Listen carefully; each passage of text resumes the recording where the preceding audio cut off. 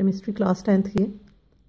Chapter number 1 है chemical equilibrium और topic 1 है जिसमें हम इंट्रोडक्शन को स्टडी करेंगे और reversible reaction and dynamic equilibrium को स्टडी करेंगे। इंट्रोडक्शन है, there are too many reactions which are take place in our surrounding, जो फिजिकल भी हो सकते हैं और केमिकल भी हो सकते हैं, जिसमें से कुछ रिएक्शन ऐसे होते हैं जो टोटली कंप्लीट रिएक्शन होते हैं। Complete reaction mean in which all the reactants are completely converted to products. लेकिन बहुत से रिएक्शन ऐसे भी हैं जो आपके पास इनकम्प्लीट रिएक्शन है। सो इनकम्प्लीट रिएक्शन कौन से हैं? जिसमें प्रोडक्ट दोबारा रिएक्टेंट की फॉर्म में कन्वर्ट हो सकता है। और ये आपके पास इनकम्प्लीट है इसलिए क्योंकि जब आप at the end reaction mixture को स्टडी करते हैं तो उसमें प्रोडक्ट भी है और रिएक्टेंट भी है, इसीलिए हम इसको क्या कंसिडर करते हैं? इनकम्प्लीट रिएक्शन कंसिडर करते हैं। और ये रिएक्शन आपके पास टू डिफरेंट डायरेक्शन में प्रोसीड होता है, फॉरवर्ड डायरेक्शन में और रिवर्स रिएक्शन में। और फॉरवर्ड और रिवर्स डायरेक्शन में कब तक प्रोसीड होता रहता है? जब तक ये केमिकल इक्विलिब्रियम अटेन ना कर ले। केमिकल इक्विलिब्रियम अटेन करने का मतलब क्या है कि एट द एंड वो स्टेट आ जाए जहाँ पे रिएक्टेंट और प्रोडक्ट दोनों की क्वांटिटी कांस्टेंट हो जाए। इक्वल नहीं कह रही मैं, कांस्टेंट कह रही हूँ। दैट मीन कांस्टेंट हो जाए, चाहे किसी एक की ज़्यादा हो चाहे किसी एक की कम हो। एक की ज़्यादा और कम इन रिएक्टेंट और प्रोडक्ट में से किसी एक की क्वांटिटी कम हो या ज़्यादा हो या इक्वल हो, लेकिन वो कांस्टेंट होगी। कांस्टेंट मीन वो रिएक्शन के एंड तक कांस्टेंट ही रहती है, वो चेंज नहीं होती, चाहे आप उसको काफ़ी डेज के बाद ऑब्जर्व करें। एग्जाम्पल है हमारे पास इसके बाद, सिंपल एग्जाम्पल जो हमारी डेली लाइफ में ह्यूमन बींग्स की और प्लांट्स की, जिसमें फोटोसिंथेसिस और रेस्पायरेशन का प्रोसेस है। फोटोसिंथेसिस और रेस्पायरेशन का प्रोसेस कैसे? ह्यूमन बींग्स रेस्पायरेशन के प्रोसेस में ऑक्सीजन इनहेल करते हैं और कार्बन डाइऑक्साइड एक्सहेल करते हैं। प्लांट्स फोटोसिंथेटिक प्रोसेस में कार्बन डाइऑक्साइड यूटिलाइज करते हैं और ऑक्सीजन रिलीज करते हैं। तो ये प्रोसेस कैसा है? Reverse process. क्यों? क्योंकि अगर human beings carbon dioxide release नहीं करेंगे तो प्लांट्स को अलाइव रहने के लिए कार्बन डाइऑक्साइड अवेलेबल नहीं है। और अगर plants oxygen respiration photosynthetic process में ऑक्सीजन रिलीज नहीं करते तो that mean human beings alive नहीं रह सकते। क्यों? क्योंकि हमें रेस्पायरेशन के लिए किस चीज़ की रिक्वायरमेंट है? ह्यूमन बीइंग को रेस्पायरेशन के लिए किस चीज़ की रिक्वायरमेंट है? ऑक्सीजन की रिक्वायरमेंट है। और प्लांट को फोटोसिंथेटिक प्रोसेस के लिए दैट मीन अपनी फूड प्रिपेयर करने के लिए किस चीज़ की ज़रूरत है? कार्बन डाइऑक्साइड की रिएक्शन है। तो ये दोनों हमारे पास क्या नेचुरल रिवर्सिबल रिएक्शन है जो दोनों डायरेक्शन में प्रोसीड हो रहा है। और इनकम्प्लीट रिएक्शन क्यों है? क्योंकि हमारी एयर में ऑक्सीजन भी अवेलेबल है और कार्बन डाइऑक्साइड भी अवेलेबल है। हम ये नहीं कहते कि ह्यूमन बीइंग सारे की सारी ऑक्सीजन एक ही दफ़ा कंज्यूम कर लेंगे और कार्बन डाइऑक्साइड प्लांट्स हैं वो एक ही दफ़ा सारी यूटिलाइज कर लेंगे। ये कांस्टेंट आपके पास रिएक्शन प्रोसीड हो रहा है, इक्वल रेट पे रिएक्शन प्रोसीड हो रहा है। ह्यूमन बीइंग्स जैसे जैसे ऑक्सीजन यूटिलाइज करते हैं उसी प्रोसेस में उनके पास, उसी फोटो रेस्पायरेशन के प्रोसेस में कार्बन डाइऑक्साइड उनके पास प्रिपेयर भी हो रही है जो उनकी बॉडी को रिक्वायर्ड नहीं है और वो रिलीज हो जाती है। इसी तरह फोटोसिंथेटिक प्रोसेस में प्लांट्स कार्बन डाइऑक्साइड यूटिलाइज कर रहे हैं लेकिन एट द सेम टाइम वो ऑक्सीजन रिलीज कर रहे हैं, तो दोनों ऑक्सीजन और कार्बन डाइऑक्साइड आपकी एयर में अवेलेबल है। So that is a reversible और इनकम्प्लीट रिएक्शन। फिर हमारे पास है reversible reaction and dynamic equilibrium. अच्छा, ऊपर भी अभी हम बात कर रहे थे all the reactants are completely converted to products. यहाँ हम कहते हैं products reacts themselves to form reactant. तो सबसे पहले तो हमें ये पता होना चाहिए ना कि रिएक्टेंट और प्रोडक्ट्स होते क्या हैं। जब भी कोई केमिकल रिएक्शन प्रोसीड हो रहा है तो उस केमिकल रिएक्शन में वो सब्सटेंस जो कंबाइन होती है reactants in a chemical reaction, the substance that combine is called reactant. ठीक है, जिसे आप यूटिलाइज कर रहे हैं। और आपके पास प्रोडक्ट क्या चीज़ है? रिएक्टेंट के कंबाइन होने से जो न्यू सब्सटेंस बनती है दैट इज कॉल्ड प्रोडक्ट। ठीक है, रिएक्टेंट और प्रोडक्ट क्या हुआ? फिर रिएक्टेंट बता रही है ना chemical reaction, the substance that combine are called reactant. और प्रोडक्ट्स आपके पास क्या होंगे? And the new substance formed in a chemical reaction are called product. For example we take flour and water, या हम फ्लोर ले लेते हैं, हम वाटर ले लेते हैं।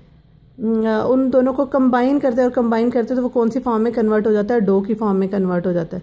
तो यहाँ पे फ्लोर और वाटर हमारे पास क्या होगा, रिएक्टेंट्स होंगे, क्योंकि वो कंबाइन हो रहे हैं और उन दोनों के कम्बिनेशन से जो न्यू सब्सटेंस बन रही है वो हमारे पास क्या है, डो है। तो डो को हम क्या कंसिडर करेंगे, प्रोडक्ट कंसिडर करेंगे। ठीक है, अच्छा जी। इसी तरह से रिवर्सिबल रिएक्शन को रिएक्शंस को जब हम ऑब्जर्व करते हैं तो there are two type of reaction. जैसे ऊपर हमने पढ़ा incomplete, complete and incomplete reaction. तो कंप्लीट रिएक्शन बेसिकली कौन सा है आपका, रिवर्सिबल रिएक्शन, और इनकम्प्लीट रिएक्शन कौन सा है, रिवर्सिबल रिएक्शन। तो यहाँ पे नीचे उसी की प्रॉपर्टीज हैं और उसी की एग्जांपल्स हैं जिन्हें हम डिटेल में स्टडी करेंगे। पहले हमारे पास है इररिवर्सिबल रिएक्शन, फिर हमारे पास है रिवर्सिबल रिएक्शन।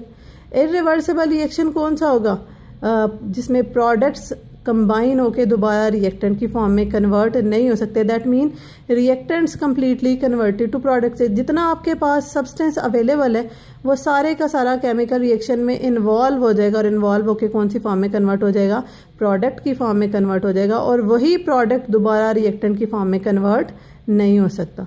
जब प्रोडक्ट दोबारा रिएक्टेंट की फॉर्म में कन्वर्ट नहीं हो सकता तो हम इनको क्या कंसिडर करेंगे, कंप्लीट रिएक्शंस कंसिडर करेंगे, which are represented by single arrow.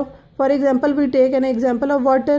हमारे पास हाइड्रोजन है जो हमारी एयर में गैशियस फॉर्म में अवेलेबल है, ऑक्सीजन है जो हमारी एयर में गैशियस फॉर्म में अवेलेबल है, प्लेटिनियम कैटलिस्ट है, और अगर हम इसको नॉर्मल टेम्परेचर प्रेशर पे हीट करते हैं तो ये हाइड्रोजन और ऑक्सीजन गैस कंबाइन होकर कौन सी फॉर्म में कन्वर्ट हो जाती है, वाटर लिक्विड की फॉर्म में कन्वर्ट हो जाती है, जिसे हम अपनी अर्थ पे यूटिलाइज कर रहे हैं, डोमेस्टिक लेवल पे, इंडस्ट्रियल लेवल पे, एग्रीकल्चर लेवल पे, अपनी लाइफ को बेटर बनाने के लिए।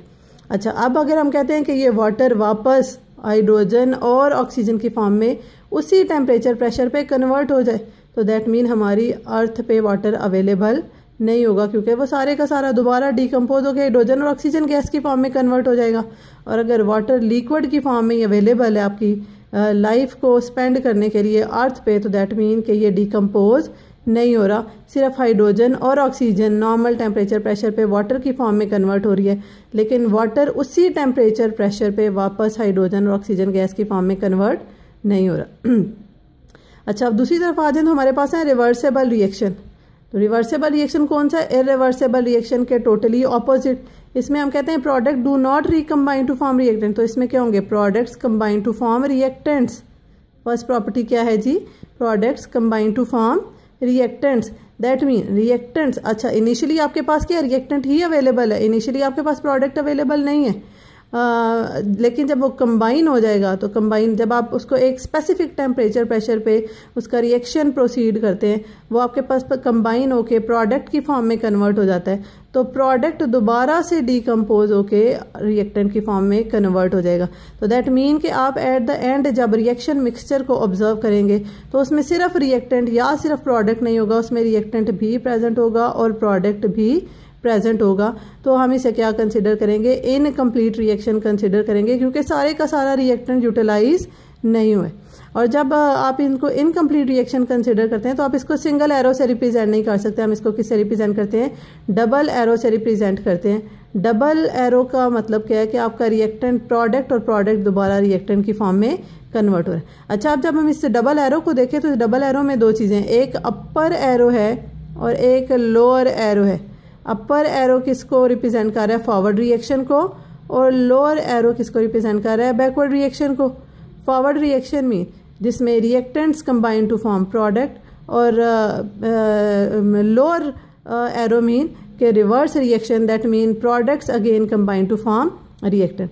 यहाँ पे हमारे पास दो एग्जांपल है इसकी, एक है hydrogen and iodine combine to form hydrogen iodide.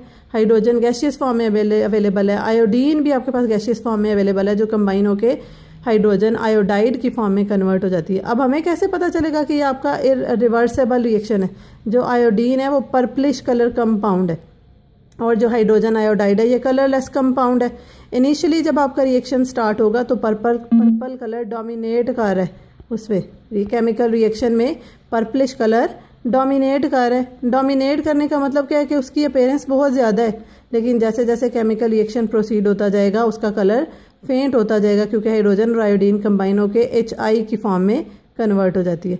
But after some time, और वो कलरलेस कंपाउंड है, बट आफ्टर सम टाइम जब दोबारा से हाइड्रोजन आयोडाइड, हाइड्रोजन और आयोडीन की फॉर्म में कन्वर्ट होता है तो पर्पलिश का कलर अपीयर होना शुरू हो जाएगा। अब वो फेड हो जाएगा लेकिन कांस्टेंट हो जाएगा, उसमें कोई चेंज नहीं आ रहा, जो किस चीज़ को शो कर रहा है कि रिएक्शन दोनों डायरेक्शन में प्रोसीड हो रहा है। इसी तरह से कैल्शियम कार्बोनेट है जो कंबाइन होकर कैल्शियम ऑक्साइड और कार्बन डाइऑक्साइड की फॉर्म में कन्वर्ट हो जाता है। सेकेंड एग्जाम्पल है calcium carbonate combine to form calcium oxide and carbon dioxide.